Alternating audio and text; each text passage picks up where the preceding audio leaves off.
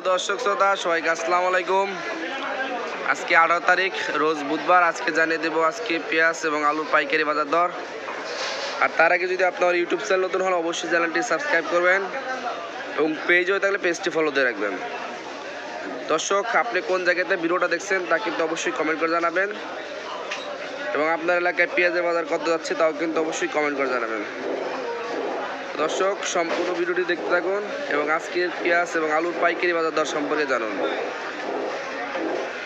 দর্শক, আজকে কিন্তু কাঁচা আলুর বাজার একটু বাড়তির দিকে দেখতে পাচ্ছেন। বাজারে কিন্তু প্রচুর পরিমাণে আলু আমদানি হচ্ছে বা হয়েছে। এই পাশে রয়েছে কিন্তু ইন্ডিয়ান পেঁয়াজ, আবার এই পাশে রয়েছে কিন্তু ইন্ডিয়ান আলু।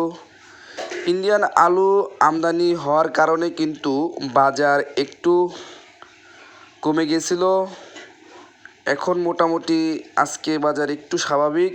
আজকে ইন্ডিয়ান আলুগুলো বিক্রি করা হচ্ছে কিন্তু 52-55 টাকা।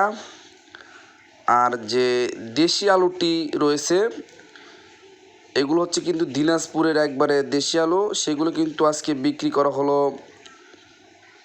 52 থেকে 54 টাকা পর্যন্ত কিন্তু বিক্রি করা হয়েছে আজকের এই দেশি আলুগুলো।